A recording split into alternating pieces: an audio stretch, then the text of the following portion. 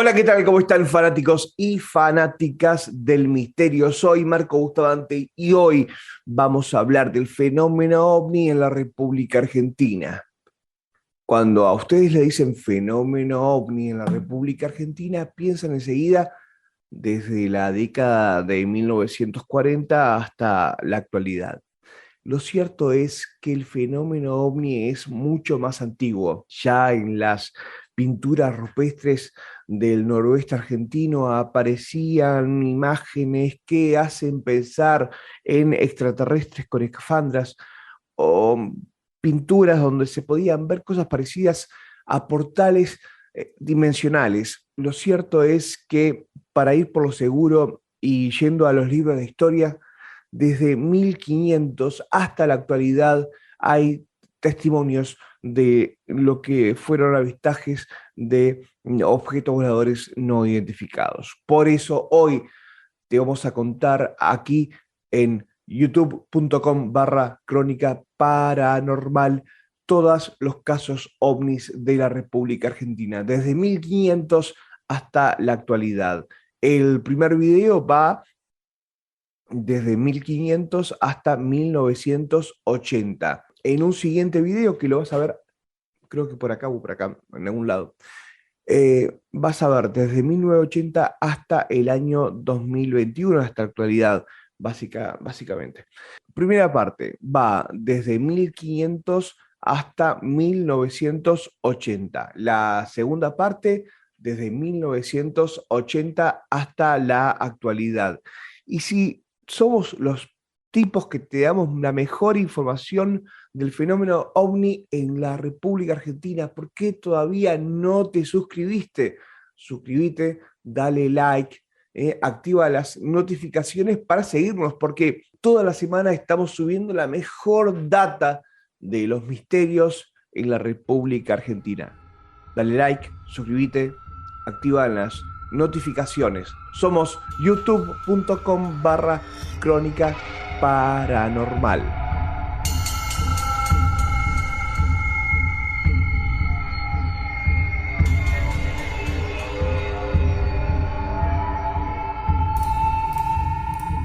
Este caso ocurrió 27 años después de la llegada de Colón a América. 5 naves, comandadas por Fernando de Magallanes, buscaban un paso hacia el Océano Pacífico por el extremo sur del continente americano. Después de navegar durante muchos meses sin encontrar tal atajo, y cuando ya la tripulación se desesperaba y pedía regresar a España, a finales de noviembre de 1520, apareció una extraña luz en lo alto del mástil del navío Victoria, comandada por Magallanes. Los marinos y su capitán lo tomaron como una señal del cielo y lo llenó de fe y esperanza. Poco después, la expedición encontraba el nuevo paso hacia las Indias.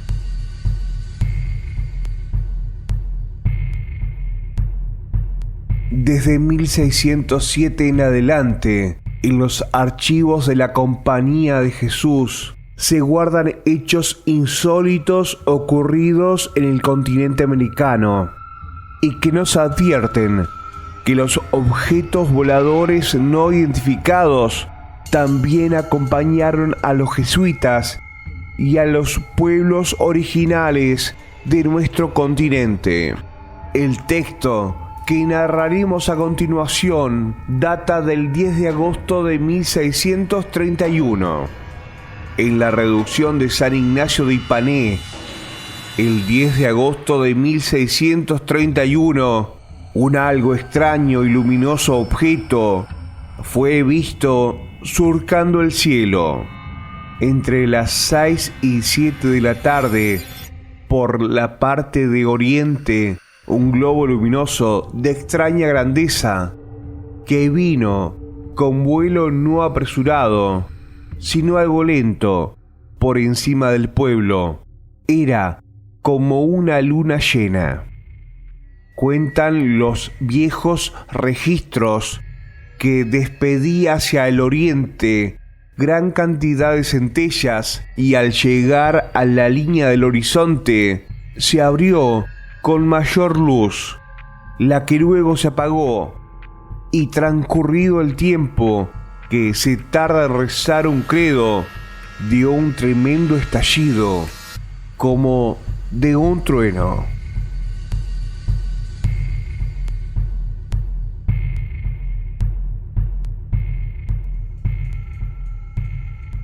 Y este registro es de octubre de 1816 y apareció en la Gaceta de Buenos Aires.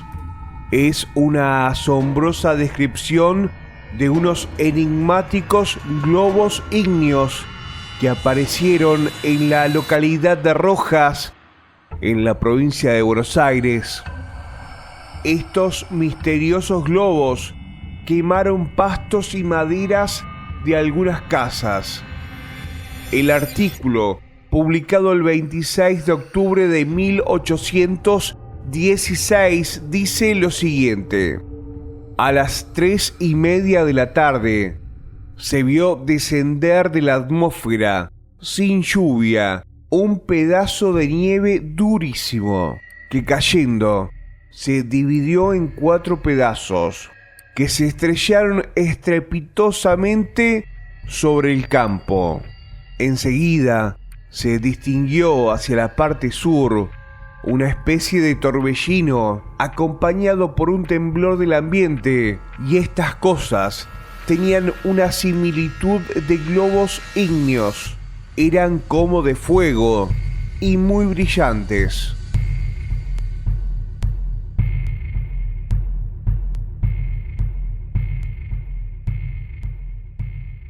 Un hecho de por sí extraordinario y que se haya perfectamente documentado tuvo lugar el 26 de noviembre de 1866.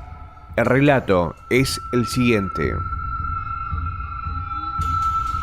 El día 26 de noviembre de 1866 se hallaba navegando por el río Paraguay en misión de guerra un bergantín brasileño al mando del capitán Augusto Leverger, cuando éste percibió, al hallarse en cubierta durante la noche, un fenómeno que no tenía explicación lógica. A las 5:47 de la madrugada, explica el capitán Leverger, estando el cielo perfectamente limpio y calmo, percibí un globo luminoso que con increíble rapidez describió una curva de 30 grados rumbo al noroeste, dejando subsistir tras de sí una faja de luz en la cual se distinguían 3 cuerpos, cuyo brillo era mucho más vivo que el de la faja e igualaba, si no excedía en intensidad, a la luz de la luna llena en tiempo claro. Después de 25 minutos de observación, de la que también fueron partícipe una parte de la tripulación, todo desapareció bruscamente.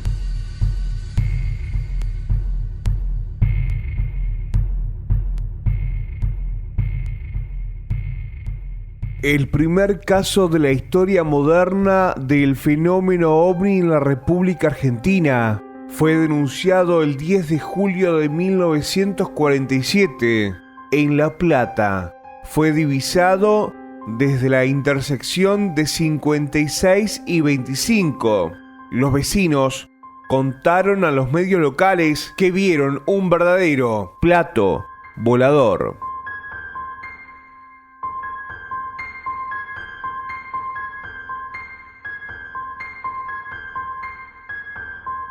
En 1947, pero el 18 de julio, en el cielo de Balcarce, provincia de Buenos Aires, los vecinos observaron una extraña constelación de aros luminosos.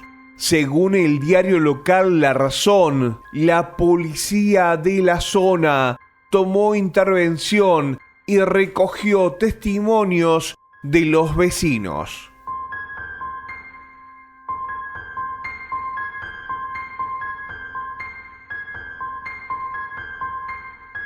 Este hecho ocurrió en las primeras horas de la tarde del 18 de marzo de 1950. Su protagonista fue el estanciero Wilfredo Arévalo, quien presenció el aterrizaje de un plato volador cerca, mientras otra nave similar se mantenía suspendida en el espacio a baja altura, como si estuviera cuidando o vigilando a la nave que había descendido. Todo esto ocurre en el lago argentino, en Santa Cruz. Arévalo además aseguró que mientras estuvo estacionado, parte del disco seguía girando.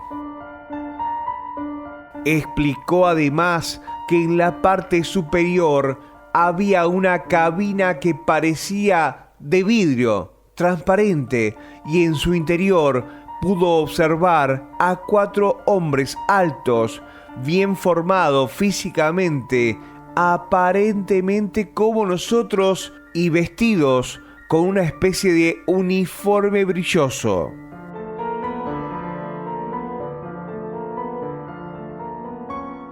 Vamos a hablar de una de las fotos más relevantes para el fenómeno ovni de la República Argentina. Vamos a viajar imaginariamente al 3 de julio de 1960. Ahí el capitán de la Fuerza Aérea Argentina, Luis Gnotti, circulaba en su auto hacia el norte por la vieja Ruta 36, actualmente la Ruta Provincial 5 de la provincia de Córdoba.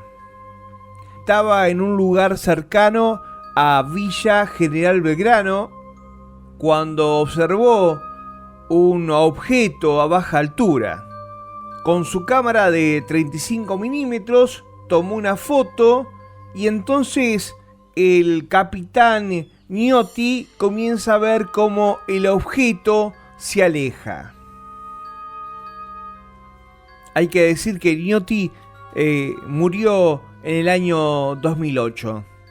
El militar explicaba que se encontraba regresando de Yacanto cuando logró registrar esta imagen. Indicaba que eran las 4:30 de la tarde de un 3 de julio y que se encontraba a unos 70 kilómetros de la ciudad de Córdoba. La imagen en sí nos muestra un paisaje típico de esa provincia y lo más llamativo, además del ovni, es un caballo que aparece en la foto, ese caballo que parece estar observando el objeto volador no identificado.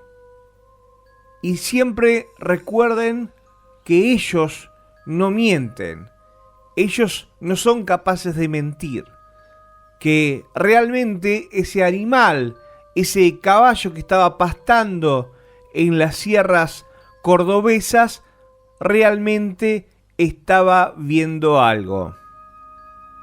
El capitán Gnotti hizo un par de copias de estas fotos, fueron examinadas, se determinó que no hay fraude en la imagen y es por eso que ha ido cobrando importancia a lo largo del tiempo esta foto registrada en Yacanto, en la provincia de Córdoba.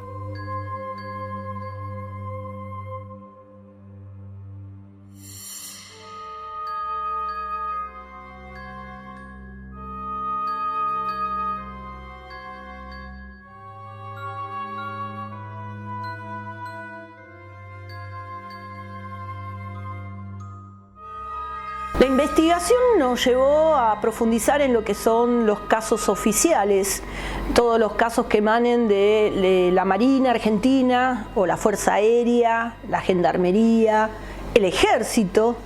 Y quiero contarles un caso que tomamos de una fuente, por ahora la vamos a mantener anónima, pero que como fuente es muy firme, que nos transporta al año 1962 o 63, y esto es parte de la investigación de cuándo se produjo el evento, que lo catalogamos como el caso del ovni del kilómetro 7.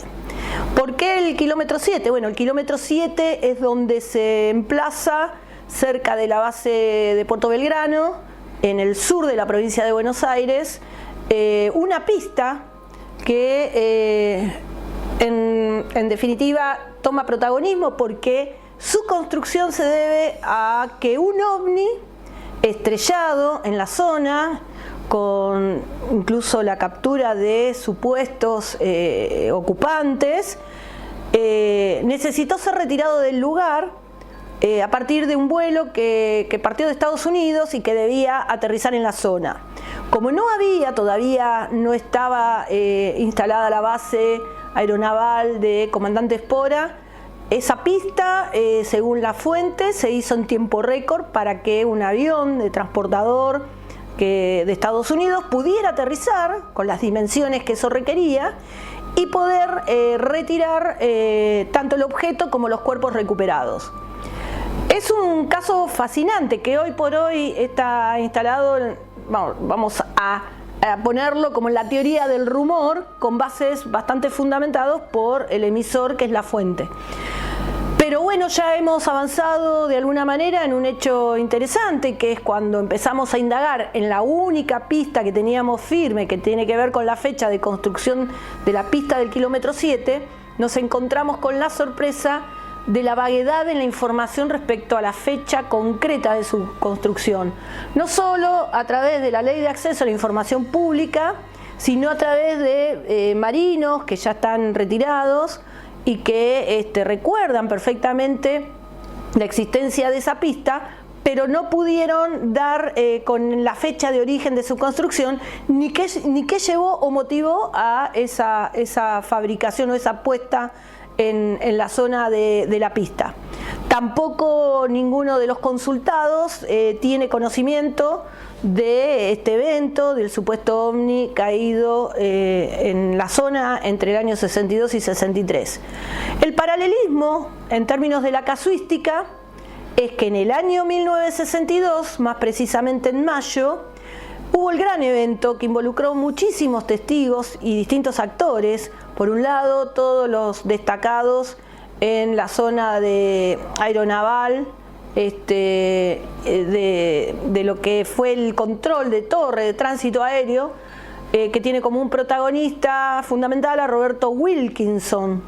Roberto Wilkinson estaba haciendo sus primeros vuelos de instrucción y se suma a la cantidad de testigos que en el sur, dentro de las bases aeronavales,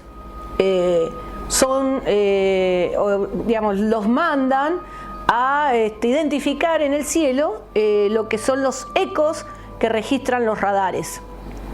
Ahí hubo otro protagonista que fue un fotógrafo civil del diario La Nueva Provincia, Miguel Tomé, que estando en la calle logra divisar en mayo del 1962, que era el 22 de mayo, un objeto luminoso de gran intensidad.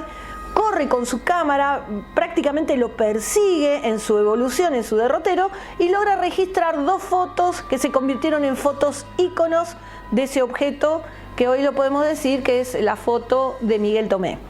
Esos eventos fueron investigados por una comisión, que en ese momento era la comisión oficial que investigaba estos fenómenos, encabezada por el capitán Omar Roque Pagani. Y ahí también hay una gran exploración por detrás de esta comisión, que pone también a otro militar de la Armada, en este caso un médico, el doctor Augusto Lima, que habría sido quien convocó a otro conocido militar para que sea testigo en el hospital de Puerto Belgrano de los cuerpos supuestamente recuperados de este supuesto objeto estrellado. Este caso está abierto, concentra mucho nuestra búsqueda por estos días.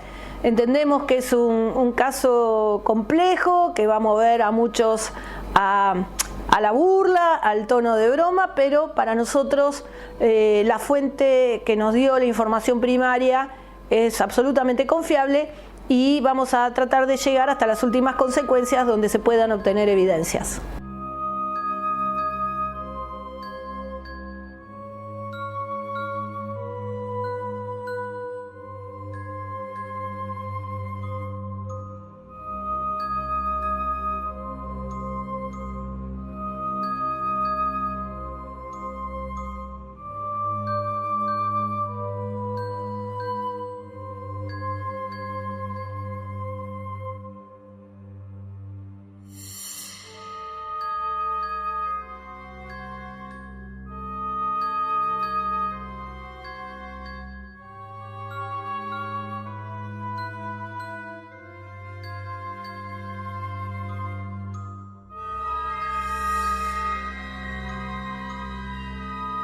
El 21 de octubre de 1963, el caso Tranca.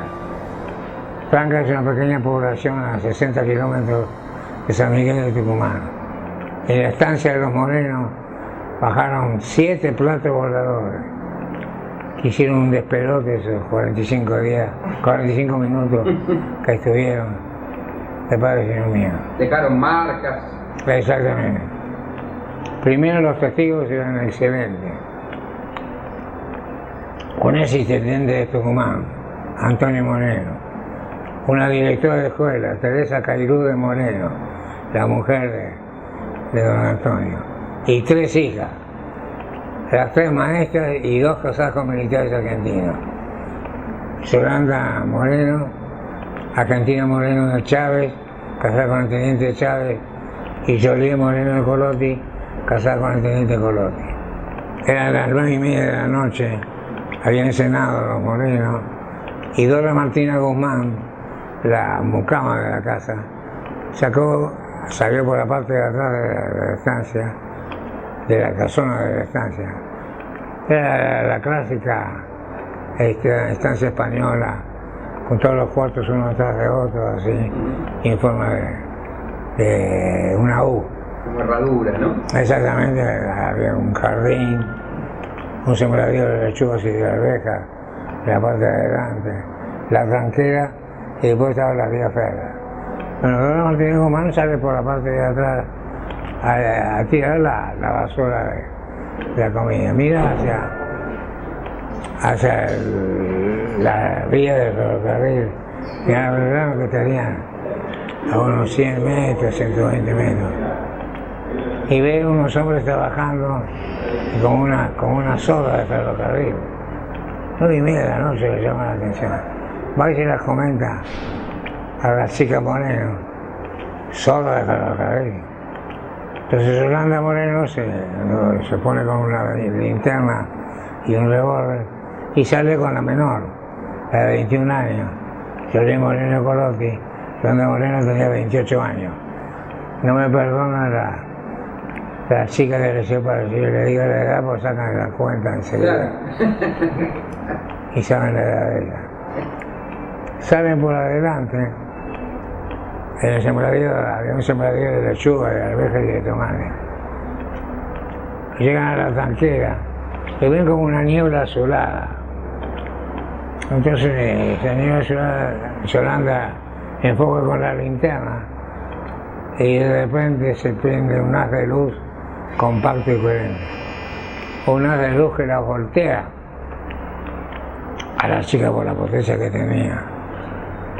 Se retrae para adentro y ellos salen corriendo, por supuesto, se refugian dentro de la casa. Y el haz de luz sale otra vez del aparato. Y es compacto, no es la luz difusa que tenemos nosotros, sino que es como un tubo. Sale de cada lugar y va dirigido al lugar donde, como si fuera un rayo láser, sin ser un rayo láser. Y enfoca todo Y además ese haz de luz compacto y coherente, que yo me especialicé, que el primer investigador en el mundo que se especializó en los haces de luz compactos y coherentes. Porque son compactos, son coherentes, están dirigidos inteligentemente. Enfocaron la casa y la luz pasaba las paredes, las paredes y llegar hasta, como llegó a la estancia, hasta el final de los 4 cuartos que están en línea. Esas de luz bajan seres de especie como de plancha de hormigón luminosa que van caminando y bajan los seres. Otras veces también ponen a la persona acostada y lo van bajando como si fuera un ascensor lentamente. Y una cantidad de metodología estupenda. Es una de luz, una ciencia que totalmente desconocemos nosotros totalmente, porque además es otra cosa. En determinado momento, Joaquín Moreno Colotti, también la más valiente de las chicas, 21 años o más, inconsciente, digamos. Puede ser. Sale por la parte de atrás y hay un haz de luz que va así. Y ella mete la mano, y puede meter la mano y no tiene calor. El haz de luz se vuelve hacia atrás. Y cuando la enfoca bien a Joliet, la voltea como si fuera la trompada de un boxeador. Era uno solo que estaba acá y 5 en la vía. Y esos 5 en la vía que estaban interconectados, que como te digo, parecía un tubito de... ¿Le pasaba algo? Siluetas de personas, muchas siluetas que iban y venían. Pero sin embargo, las mujeres deciden aproximarse aún más. La primera impresión fue que había habido un accidente en la vía, porque se veía como un tubo fluorescente en la vía, no se veía nada acá. Lejos de ser lo que pensaban, de aquel objeto desconocido surge un ataque. Lanzaron como un chorro como si hubiera sido un lanzallamas, pero... No era en llama, era luz. Era luz, sí.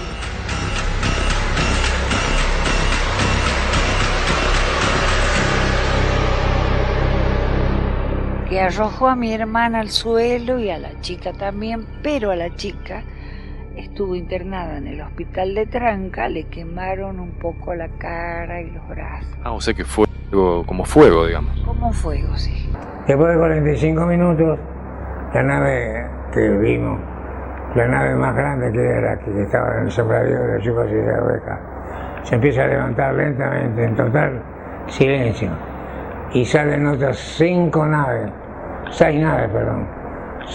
de atrás, de las que estaban en las vías férreas, de las que están atrás, 6, y en perfecta formación, en total silencio, se van hacia la ciudad de Medina, en Salta. Nosotros vamos con el capitán Pagani, jefe del departamento OVNI de la Marina de Guerra Argentina en aquel momento, jefe del departamento OVNI. Capitán de fragata Omar Roque Pagani, que además era ingeniero civil, gran investigador y gran amigo. Y vamos con Eduardo Ascuy, gran novelista y gran filósofo. Y ahí, yo a los 20, 25, hay excelentes testigos. Esa luz que salió así, que yo te cuento, yo salí por allá para ver qué pasaba y metí la mano en la luz y rápido se recogió sola.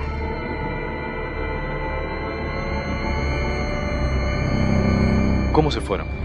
Muy lentamente fueron prácticamente iluminando todos los sembradíos de arveja que había tanto de acá como del otro lado de la vía, y se fueron respetando la geografía del terreno hacia el Cerro Medina que queda al frente, y ahí se desaparecieron. Es decir, si mienten la familia Moreno, esto no miente. Cuando llegamos, las aves del corral que estaban en el corral estaban como borrachas de la luz impactante que habían recibido. Y segundo, los perros bravos Había 2 de raza Doberman, 5 perros bravos. Nos cuentan los morenos que antes del episodio, antes que se empezara el episodio, ellos aullaban. Había algo misterioso y raro para ellos. Cuando suceden los 45 minutos de todo el episodio, se quedan muchos y callados. Y después de eso, empiezan a aullar. Y cuando vamos nosotros, como 25 días después, estaban todavía aullando los perros. Esos no mienten, eso dicen la verdad. No tengo que hacer test psicológico, ni hipnosis, ni nada por el estilo, para que digan si es mentira o verdad. Y veo, en ese pared de lechugas y de arvejas, veo como unas bolitas de naftalina. Dejaron pelotitas como de titanio, así redondas, como bolillas de las que juegan los chicos, blancas, más o menos 30 metros. ¿Dejaron algo en el césped? Estaba como quemado, después de mucho tiempo no creció nada porque se pasaba el arado, se sembraba, pero no pasaba nada. Estaba la tierra muy chamuscada. Durante muchos años no nació nada en ese. Quedaron las manchas en el suelo como si estuviera muy esterilizado la tierra. Mi hermano trajo al ingeniero Gonzalo Tel, que levantó las muestras. La sacaron y le parecían bolitas de naftalina. Pero yo habría que examinarlo. Y estaba el ingeniero Carlos Moreno, otro hermano de las Moreno. Que aquella noche se veía un baile y se perdió todo el espectáculo. Y se fue un imbécil, me dijo. Mire, yo si quiere, yo conozco la Universidad Nacional de Tucumán y lo conozco al jefe del laboratorio químico. Año 63. Y el doctor Guillermo Gonzalo Tel, jefe del laboratorio químico de una universidad, encuentra 96,58 carbonato de calcio y 3,22 carbonato de potasio. Calcio y potasio, que no se unen en la tierra tucumana, no existen en la tierra tucumana. Segundo, el calcio en estado puro prácticamente. Y eso ahí me indicó, yo le dije a Omar Pagani, che, me parece que estos sí son extraterrestres. Extraterrestres. Fuera de los terrestres, fuera de nuestra cultura, fuera de nuestro conocimiento, fuera de nuestra ciencia. Eso quiere decir extraterrestre, no quiere decir marciano ni jupiteriano.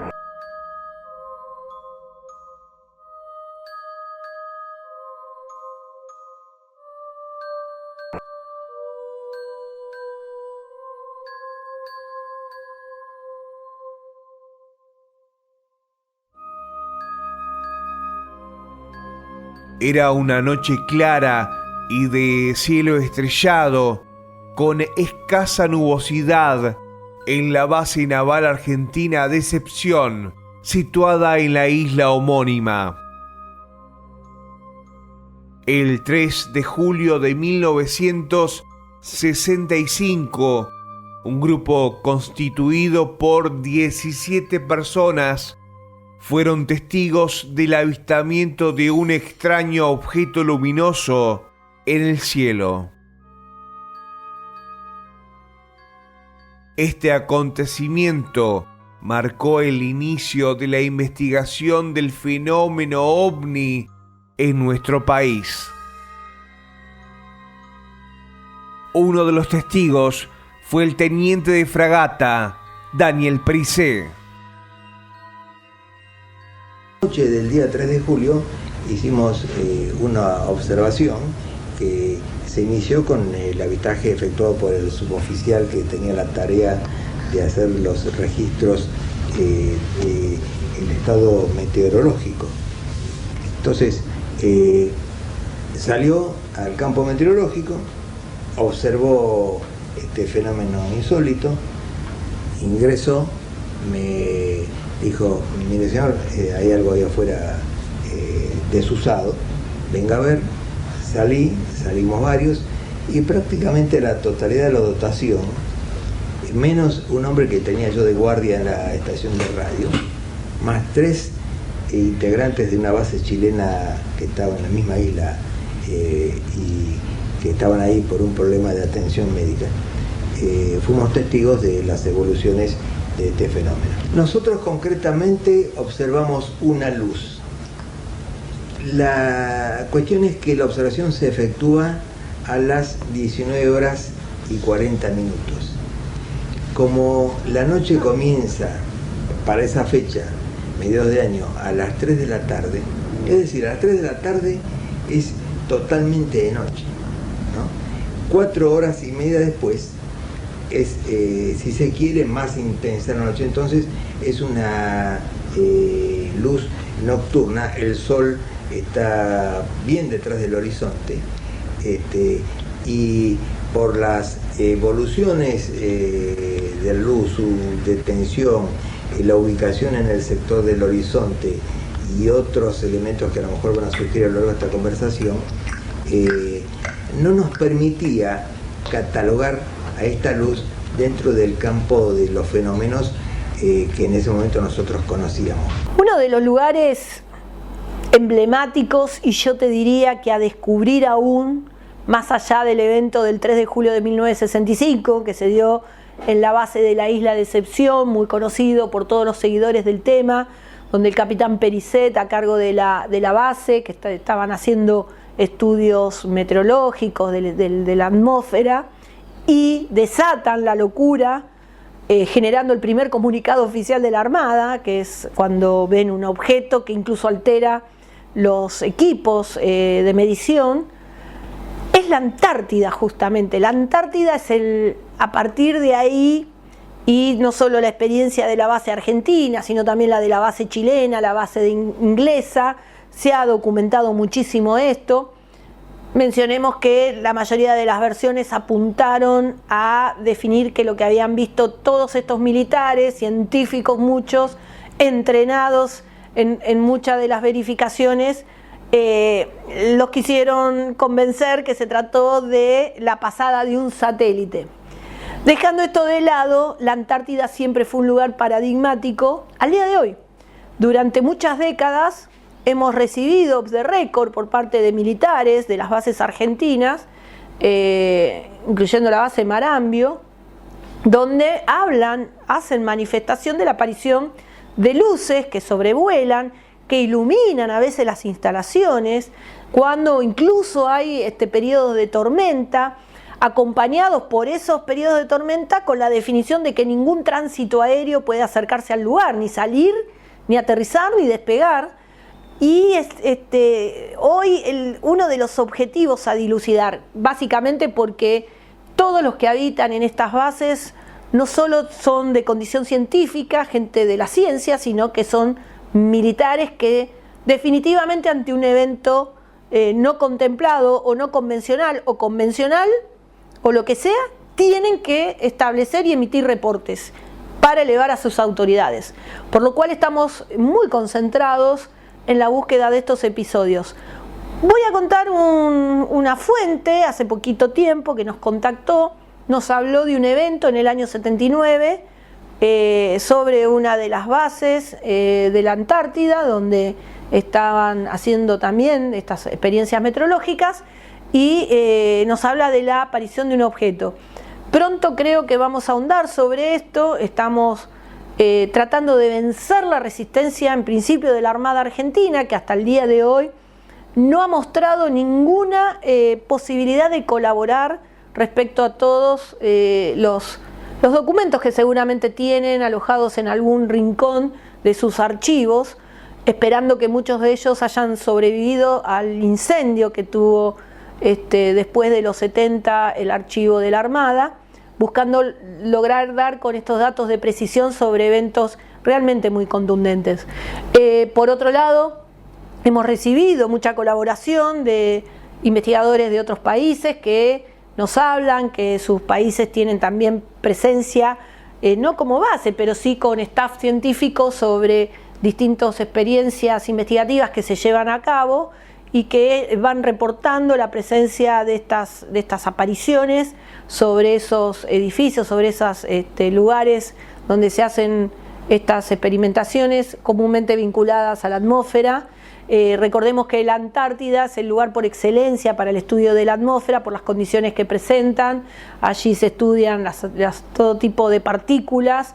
Hemos tenido un investigador, Arnoldo Valenzuela, que es un militar retirado, físico, que además ha sido un explorador y autor de los descubrimientos más significativos en cuanto a las corrientes electromagnéticas de baja frecuencia.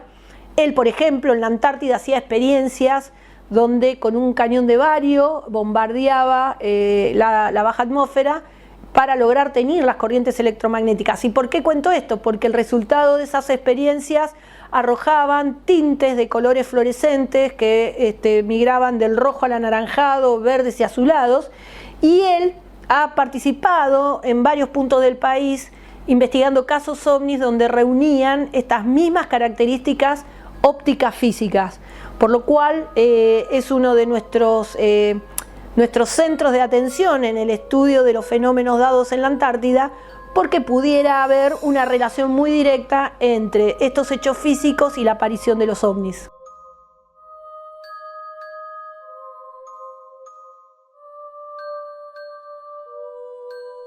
Estamos en pleno invierno, 23 de julio de 1968.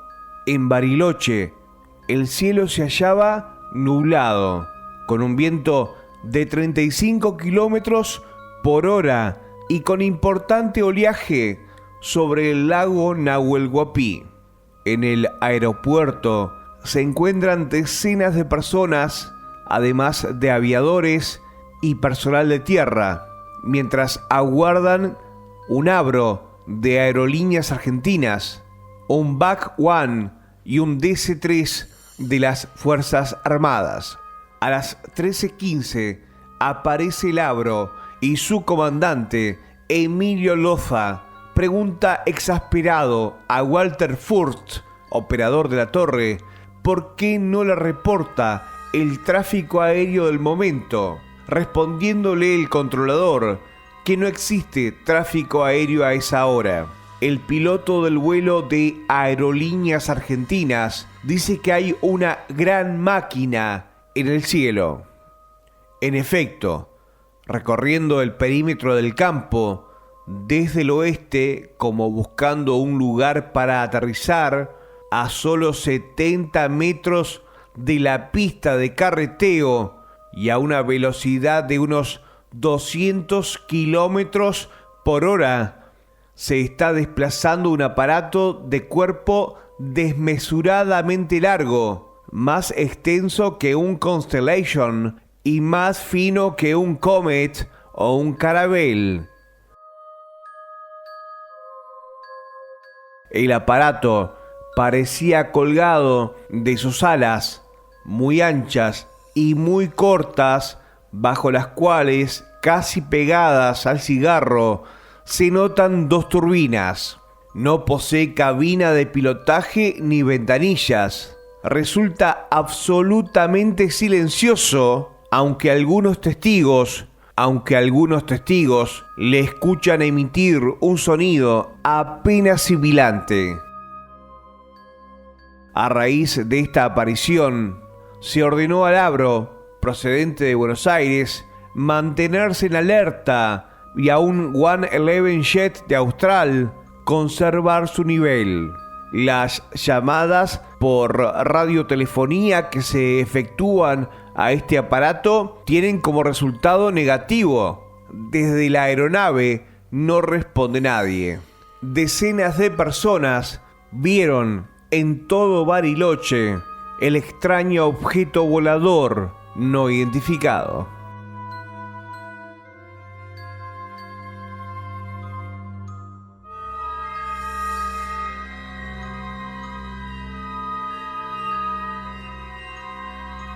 Un hombre que en aquel momento tenía en 1973 25 años de edad, Dionisio Yanca.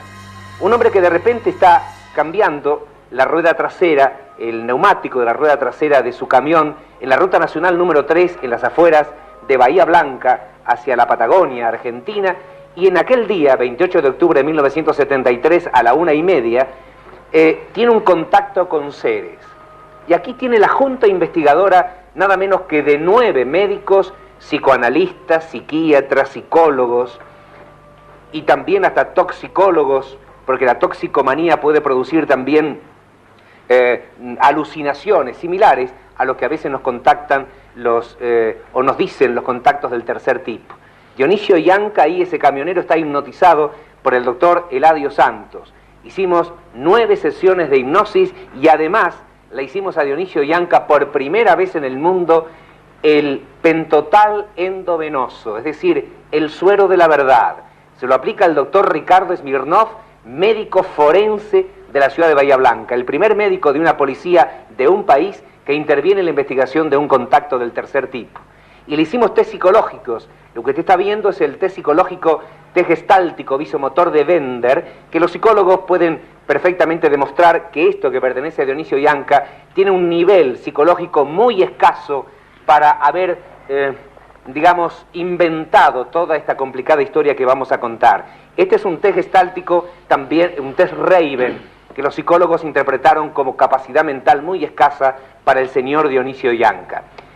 Dionisio Yanca, 1:30 de la madrugada del 28 de octubre de 1973, está cambiando el neumático de su rueda trasera y de repente una luz muy grande viene por detrás. Y de repente de esa luz bajan 3 seres, 2 hombres y una mujer. Uno de los hombres lo utiliza una especie de máquina de afeitar eléctrica, como decía en aquel momento Dionisio Yanca, es una máquina de biopsia posiblemente, y le hace una incisión entre el dedo pulgar y el dedo índice. Dionisio Yanca pierde el conocimiento. Todo lo que va a empezar a recordar lo va a recordar solamente a través de hipnosis y del pentotal endovenoso. Los 2 seres, los 2 hombres, lo toman por las axilas y lo llevan a través de un haz de luz compacto y coherente, yendo la mujer adelante, es un poco la capitana de esa nave, va caminando por el haz de luz compacto y coherente y entra dentro del plato volador extraterrestre. Ahí está Dionisio Yanca a la izquierda de su pantalla, señor o señora, y ahí está observando a un piloto que está moviendo una especie de instrumental adentro del aparato. Hay otro ser también de sexo masculino que está parado mirando con un gran ventanal, y a la derecha de su pantalla está la mujer que ofrece de su puesta de enfermera, digamos. Hombre, vestía un uniforme gris plomo muy ajustado al cuerpo, con guantes naranjas en sus manos, saca de su guante naranja de su mano derecha y se coloca este guante negro que tiene una especie de punzones en la parte de la palma de la mano, y ahí le hace una incisión a Dionisio Yanca, que vuelve a perder conocimiento, le pega en el arco superciliar izquierdo, un hematoma que todavía tiene a más de 10 años de los acontecimientos, y luego lentamente lo colocan en el haz de luz, que ahora no se comporta como una escalera, sino que es como un ascensor que lentamente lo va depositando a este camionero argentino en el suelo del planeta. Y también el señor Dionisio Yanca, a través de toda la hipnosis, y luego nuestro dibujante, hace el identikit de los seres. Son seres de estatura mediana, de 1,75 m, 1,80 m. Dionisio Yanca tiene 1,65 m de estatura, tiene apariencia caucasiana de ojos alargados, almendrados, y tiene una cara común y corriente. Son de raza eslava, parecerían estos humanoides. Esto fue el 28 de octubre de 1973 en Bahía Blanca, en la República Argentina, y como dijimos, fue la junta investigadora de médicos más importante que se ha formado en el mundo, a través de 9 médicos que examinaron conjuntamente conmigo a este camionero.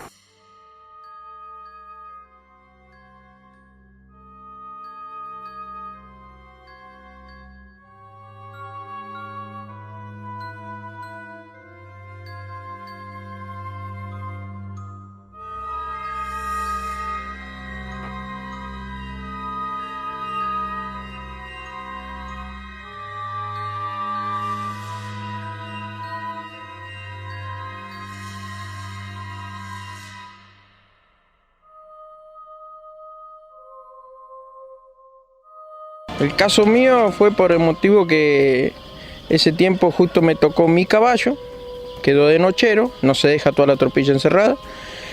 Salgo a buscar la tropilla, a mí a los 12 años me gustaban mucho los tractores. encuentro, para mí era una casilla, tractorero. Me acerco ahí, cuando me acerco ahí, bueno, vi algo blanco que parecía, ¿no?, una casilla, pero distinta forma. Siempre las casillas son cuadradas. Y como era blanca, me llamaba la atención que también son las casillas blancas. Y ya mucha neblina había esa mañana, como está viendo ahora, una neblina húmeda. Y ahí fue mi caso, que encuentro una... Para mí fue siempre una casilla, hasta que, bueno, tuve miedo por el caso que me pasó. Me acerqué, jamás supe que era una nave, porque yo quería ver arriba, no llegaba, me paraba sobre los estribos, me arrodillaba sobre el caballo. Había un ser, vamos a decir lo que es un ser para mí, uno y uno chiquito. Había uno muy pequeño, una altura muy chica a la par del otro, el otro me sobrepasaba, así muy parecido a nosotros, más grande nomás, más alto, que estaría los 3 metros y pico de alto. El chiquito tenía como tipo, no sé si robot, porque se movía como una persona. Cuando estoy ahí adentro, quiero ir a donde está el grande. El grande cruza, ¿cierto?, un lugar, yo no lo veo, que había un vidrio adelante. Lo atravesó como nada, no se rompe nada, pero frágil. Es algo blando, pero yo no puedo pasar. Es como un plástico, pero muy, muy, muy duro, firme. Es algo muy difícil de pasar, porque yo lo choqué varias veces. Quise pasar por donde pasó el chiquito y no pude pasar tampoco. Ellos podían pasar, yo no podía pasar para esa zona donde estaba el grande. Tocando un par de botones, pasaba la mano así y cambiaba las imágenes de las paredes de un lado y se veían como muchas luces y como ruta o caminos. ¿Qué estaban haciendo acá? Y me dijeron, me mostraron, no me dijeron. Siempre fue un murmullo que cuidaban. ¿Qué cuidan? Y ahí me mostraron una tormenta, una destrucción que está viendo del sur, dando vuelta, tumbando todo, explotando, reventando. Destrucción. Es muy difícil contarlo porque es algo inexplicable. Es inexplicable, es algo muy difícil.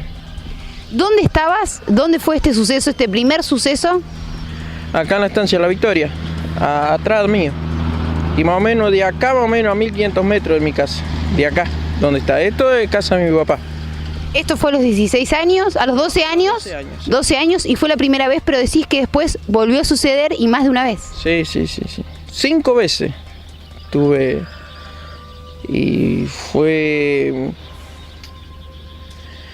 jodido porque ahí supe lo que yo ya le tenía miedo, porque nadie te cree y dónde te agarra. Yo cuando contaba mi historia me sentía muy mal, porque me sentía solo.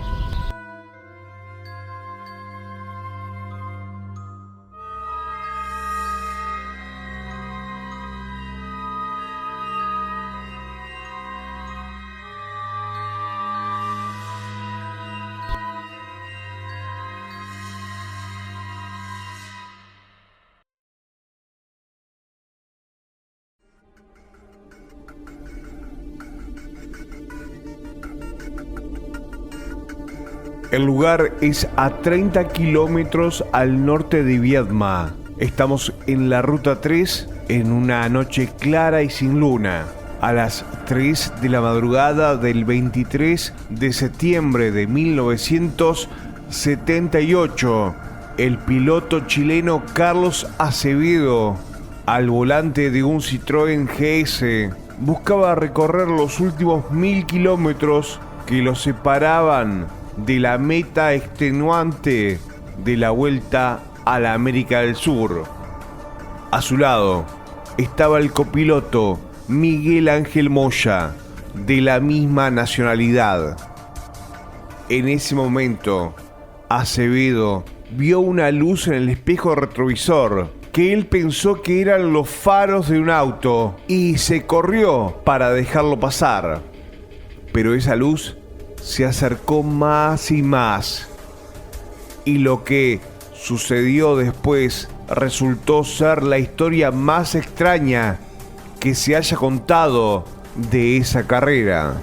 Los ocupantes del vehículo aseguraron haber sido llevados durante unos 70 kilómetros hasta las cercanías de Pedroluro.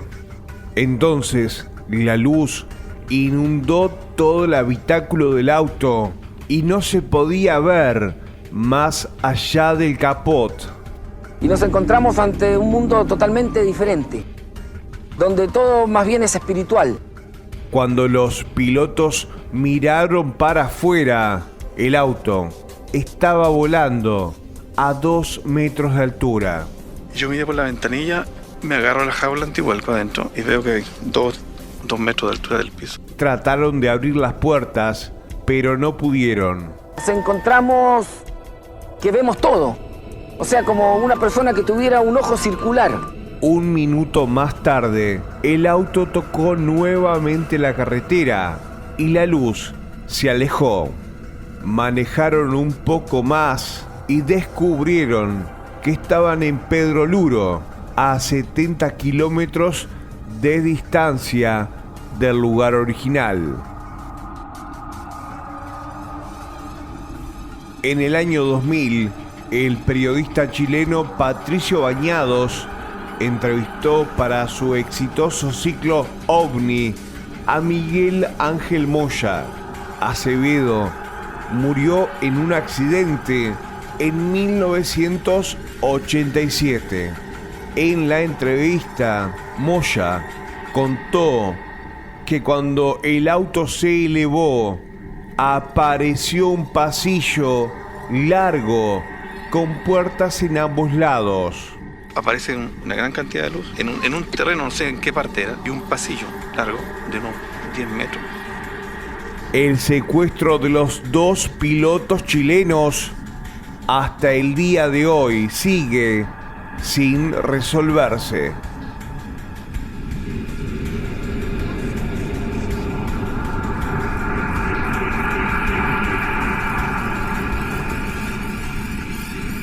Rápidamente el caso involucra a 6 pescadores que en febrero de 1978, mientras estaban en jornada de pesca en el dique La Florida, observan cómo un objeto baja, queda aterrizado, desprende una escalerilla y de ella baja un ser alto, aparentemente rubio, con un mameluco espacial, se acerca a unos 30-40 pasos de los testigos, alza las 2 manos y extendiéndola como dando una señal de amistad. Ante ese gesto, retira las manos, da la vuelta y vuelve a subir al objeto que levanta vuelo y se pierde en el cielo. Nosotros lo que vimos fue cuando el platillo chupa la luz, el platillo eleva y pasa por sobre nosotros solemnemente, muy despacio, sin ningún tipo de ruido. La panza del platillo es color plomizo. Al salir de la bahía toma velocidad hasta el centro del dique. En el centro del dique se estaciona, en el medio del dique. Luego se eleva muy rápidamente sobre las montañas que dan al frente del Club de la Florida, muy alto, alto sobre las montañas, y se forma una aureola alrededor del plato. El plato queda en el medio, forma la aureola y se mete como en una alcancía. Desaparece el plato y queda la aureola. Después se dispersa la aureola. Ahora, ¿qué pasó? No sé. En ese momento había un señor encargado del Club de la Florida, estaba en ese momento un señor Bustos, creo que era. Le pregunté al señor Bustos y me dijo que él no había visto nada, pero que había ocurrido algo insólito, que las ventanas y las puertas que estaban por colocarse en el esqueleto que se había hecho del club, de una pared ya estaban con vidrio, todo, decía un peso tremendo, habían volado hacia la otra pared. Es decir, se rompieron todas. No solo estuvieron los pescadores como testigos principales, sino que hubo más de 20 testigos que a los alrededores pudieron ver la evolución de este objeto.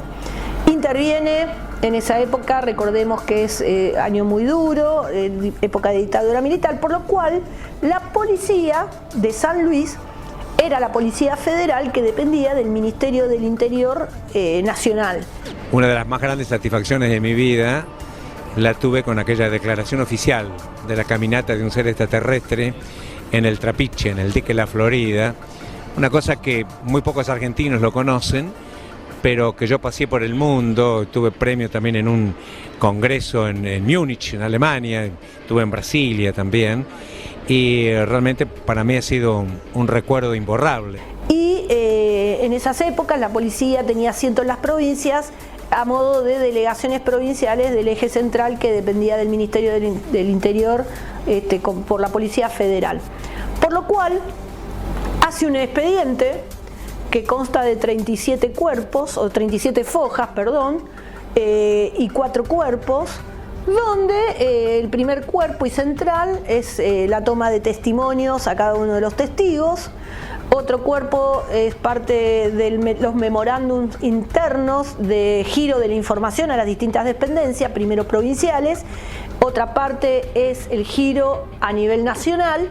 Y un último elemento que es la convocatoria a través de la Policía Científica de la universidad, que en ese momento era el Instituto de Geología, para que haga los peritajes de las muestras recolectadas por la Policía Científica.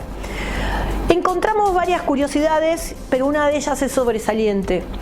En uno de las testimoniales, la policía aclara muy enfáticamente que presencia la toma de información a los testigos y accede a las grabaciones en audio de los mismos un oficial de la Fuerza Aérea Argentina, en ese momento el mayor Ian Arielo, que informa, y así consta en el expediente, que requiere ese material para informar a sus superiores, o sea, a la Fuerza Aérea, y esta emitir un informe a los Estados Unidos. Este hecho, que parece trivial, es el primer hecho que nos permite documentar lo que siempre fue la teoría del rumor y que generó miles de situaciones conspirativas de que el gobierno argentino ante estos hechos emitía informes a Estados Unidos, y lo que nos da el dique La Florida es el primer documento que documenta lo que antes era la teoría del rumor o la conspiración. Es muy interesante lo que pasó con este mayor Ian Arielo, hoy un comodoro retirado. Al poco tiempo se radica en Texas, Estados Unidos, donde funda una compañía aérea de logística aérea, Dark International Inc., donde él es el presidente junto con su familia, y sería muy interesante porque estamos ahora buscando contactarlo para que nos dé fe de las actuaciones que realizó y ver si podemos acceder a qué tipo de informe, si es posible el informe que emanó tanto a su fuerza como después el que se pudiera haber remitido a Estados Unidos. Hay otra cosa que aún es más importante. El documento nosotros no lo recuperamos de Argentina, sino que nos fue enviado de Estados Unidos, y esto también es interesante y va a la par de lo que acabo de comentar, porque quien nos envió el documento hace 8 años fue un investigador cubano radicado en Miami, que es Virgilio Sánchez Osejo, ya fallecido, que ante la iniciativa de Sephora nos envía esa documentación para que ahondemos. Ese documento él a su vez lo recibe de Will Smith, y a su vez Will Smith de Joseph Allen Hynek. Los tres eran muy compañeros de aventura, de investigación, y además los tres han estado aquí en Argentina, la última vez en 1982, y la pregunta del millón es si ese documento llegó a las manos de Allen Hynek a través del envío de la Fuerza Aérea. Recordemos que Allen Hynek, si bien ya no estaba en el proyecto Libro Azul, porque esto fue muy posterior, sí entiendo que pudiera haber accedido al documento por alguna fuente americana oficial, o si fue entregado el documento en mano por alguna autoridad argentina que intervino en el hecho cuando Hynek estuvo presencialmente en Argentina. Es la pregunta a dilucidar, porque su respuesta entendemos que nos dará mucha información. Lo cierto es que el caso del dique La Florida hoy está a disposición de toda la ciudadanía para que los seguidores, investigadores, entusiastas puedan sacar las conclusiones que crean convenientes.